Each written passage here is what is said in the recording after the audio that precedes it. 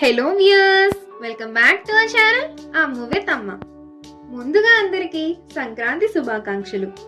సంక్రాంతి అనగానే మనందరికీ గుర్తు వచ్చేవి పిండి వంటలు. వాటిలోని ఈజీగా చేసుకోగలిగే 4 రకాల పిండి వంటలను చూసేద్దాం.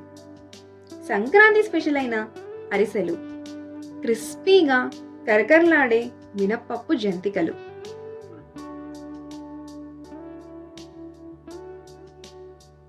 ఎంతో హెల్దీ అయిన బెల్లం సున్నుండలు,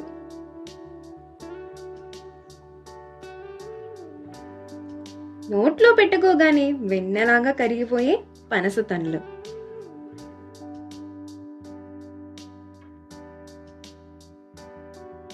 అరిసెల తయారీ చూసేద్దాం. ముందుగా ఒక రోజంతా బియ్యాన్ని నానబెట్టుకొని నీళ్లు లేకుండా వడకట్టుకొని మెత్తగా పిండి పట్టించుకోవాలి. పిండిని సన్న జల్లెడతో జల్లించుకొని పక్కన పెట్టుకోవాలి.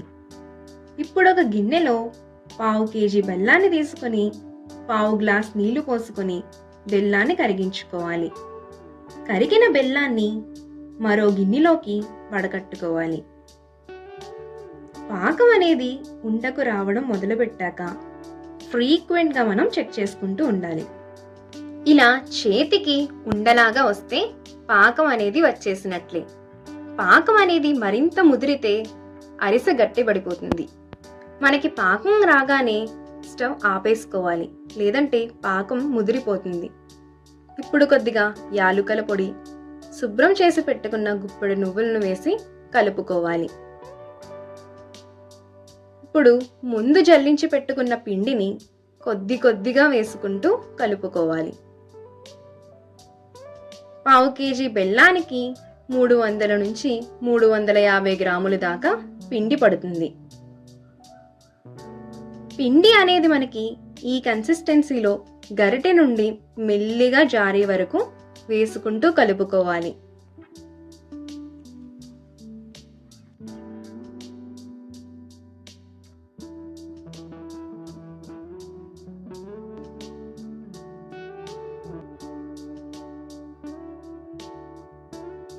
పిండి కలపడం అయిపోయాక పైన కొద్దిగా నెయ్యిని కానీ నూనె కానీ వేసి ఉంచడం వల్ల పిండి అనేది గట్టిపడిపోకుండా ఉంటుంది. ఇప్పుడు ప్లాస్టిక్ కవర్పై కొద్దిగా నూనె రాసుకొని పాకం పట్టి ఉంచుకున్న పిండిని కొద్దిగా తీసుకొని వత్తుకొని కాగిన నూనెలో వేసుకొని మీడియం ఫ్లేమ్లో పెట్టి 2 వైపులా చక్కగా వేయించుకోవాలి. అరిసె మంట ఎక్కువగా పెడితే లోన పచ్చిగా ఉండిపోయి పైన మాత్రం రంగు వచ్చేస్తాయి.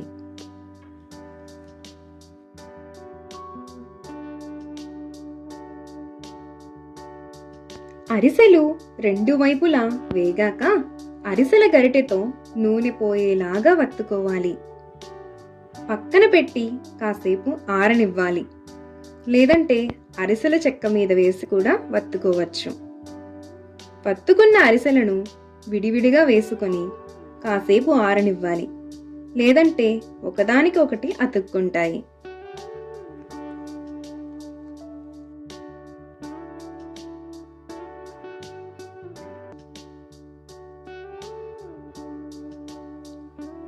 పైన క్రిస్పీగా, లోన మెత్తగా, మధ్య మధ్యలో నువ్వుల రుచి తగులుతూ మన సంక్రాంతి స్పెషల్ అయిన అరిసె రెడీ అయినట్లే.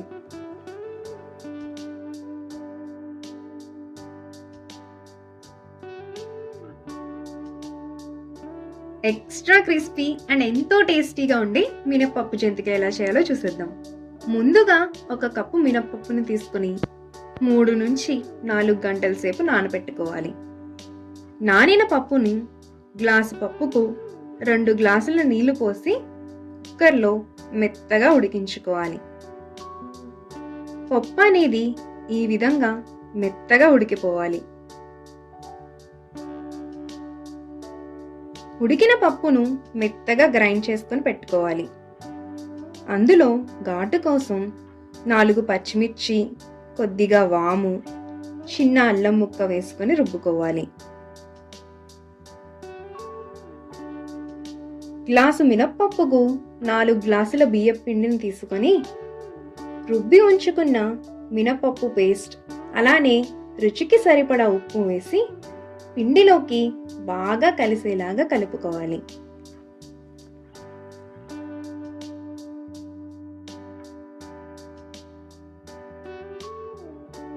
ఇప్పుడు గుప్పెడు నువ్వులు, చేసి ఉంచుకున్న మసాలా పేస్ట్ను కొద్దిగా నీళ్లు కలుపుకొని వడకట్టుకొని పిండిలో బాగా కలిసేలాగా కలుపుకొని అలానే కొద్ది కొద్దిగా నీళ్లు పోస్తూ పిండిని ముద్దలాగా అయ్యేదాకా కలుపుకోవాలి.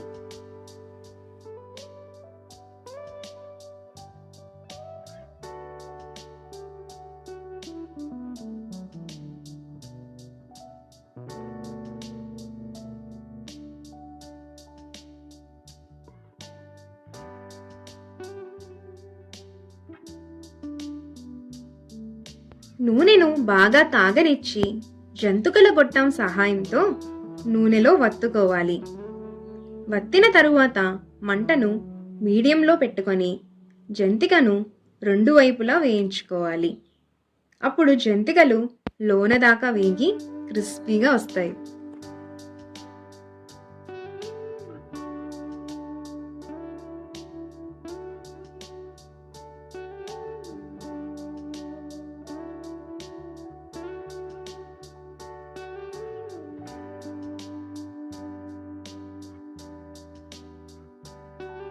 మినప్పప్పు బియ్యం పిండితో చేసే ఈ జంతికలు ఆరోగ్యమే కాకుండా తినే కొద్దీ తినాలనిపించేంత గుల్లగా మరియు ఎక్స్ట్రా క్రిస్పీగా ఎంతో రుచిగా ఉంటాయి.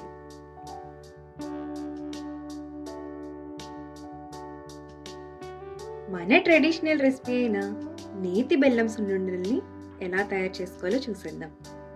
ముందుగా ఒక మందపాటి గిన్నెను తీసుకొని అందులో ఒక గ్లాసు పొట్టులేని మినపగుళ్ళను వేసుకుని సన్నని సెగ మీదే నిదానంగా వేపుకోవాలి. నేనిక్కడ పొట్టులేని మినుములను తీసుకున్నాను.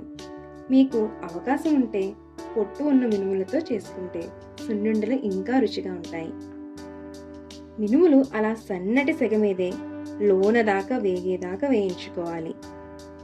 మినుములను ఈ రంగులోకి వచ్చేదాకా వేయించుకోవాలి. వేగిన మినుములను కాస్త చల్లారనిచ్చి సువాసన కోసం 2 యాలుకలను వేసి మినుములను మిక్సీలో మెత్తగా పిండి పట్టుకోవాలి.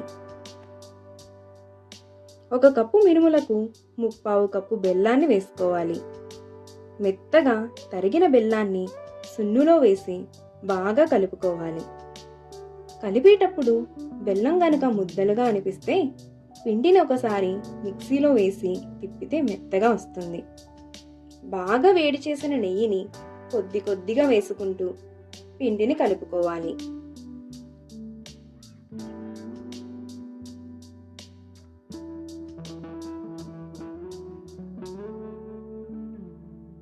ఇలా చూపిస్తున్న విధంగా ముద్దలాగా వచ్చేదాకా నెయ్యిని వేస్తూ కలుపుకోవాలి. ఇప్పుడు మనకి కావాల్సిన సైజులో వాటిని ఉండలుగా చుట్టుకోవాలి. ఎక్కడ తడి తగలకుండా చేసుకుంటే ఇవి మనకి 3 నెలలు అయినా కూడా చెక్కు చెదరవు. ఎంతో ఆరోగ్యం అలానే బలాన్ని ఇచ్చే ఈ బెల్లం సున్నుండలు మన అమ్మమ్మల చేతి రుచిని మనకి గుర్తు చేస్తాయి.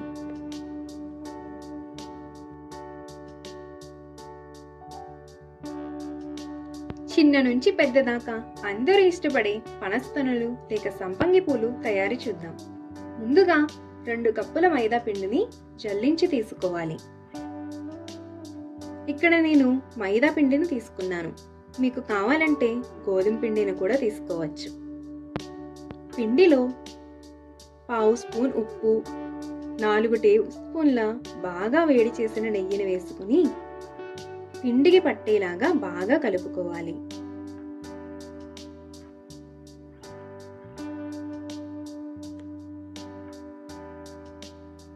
ఇప్పుడు పిండిలో కొద్ది కొద్దిగా నీళ్లు పోసుకుంటూ పిండిని మరీ సాఫ్ట్గా కాకుండా సెమీ సాఫ్ట్గా కలుపుకోవాలి. ఇలా కలపడం వల్ల పనస తనులు మెత్తబడకుండా క్రిస్పీగా వస్తాయి.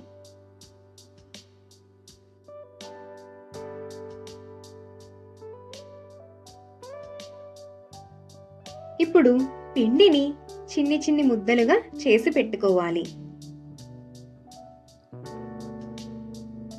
పిండి ముద్దను తీసుకుని పూరీలాగా రౌండ్గా కాకుండా చూపిస్తున్న విధంగా పొడవుగా చేసుకోవడం వలన చేసే పనస్తనాలు అనేవి మంచి షేప్లో వస్తాయి.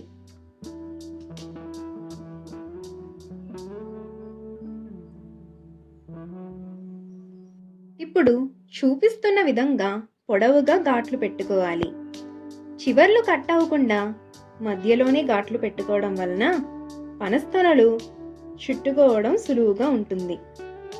ఇప్పుడు చివర్లు ఇలా ఫోల్డ్ చేస్తూ కాస్త వత్తినట్టుగా చేస్తూ తీసుకుంటే పనస్తనలు అనేవి పొరలు పొరలుగా చక్కగా వస్తాయి.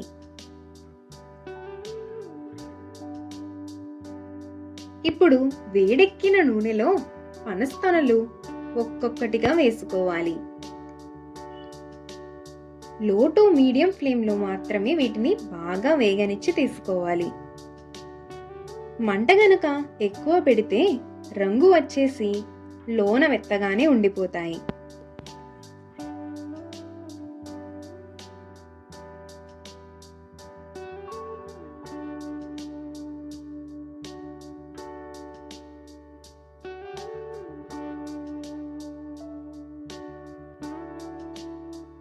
ఇప్పుడు పాకానికి పిండిలో సగమైన 1 కప్పు పంచదారని తీసుకుని అరకప్పు నీళ్లు పోసి పాకాన్ని తీగ పాకంలాగా రానివ్వాలి.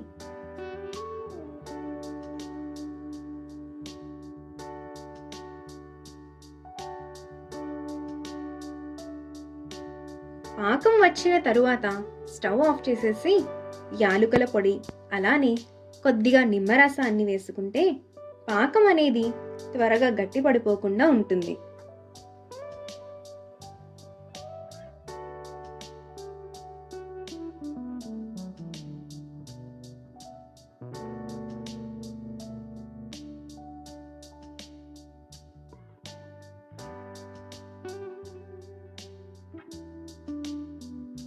ఇప్పుడు పనస్తనాలను ఒక్కొక్కటిగా పాకంలో వేసుకొని వాటికి పాకాన్ని బాగా పట్టించి తీసుకోవాలి. పాకంలోంచి తీసుకునేప్పుడు తొనలకు ఎక్కువ పాకం లేకుండా శుభ్రంగా వంచుకొని తీసుకోవాలి. పాకం ఎక్కువ ఉండడం వల్ల బాగా స్వీట్గా అయిపోతాయి.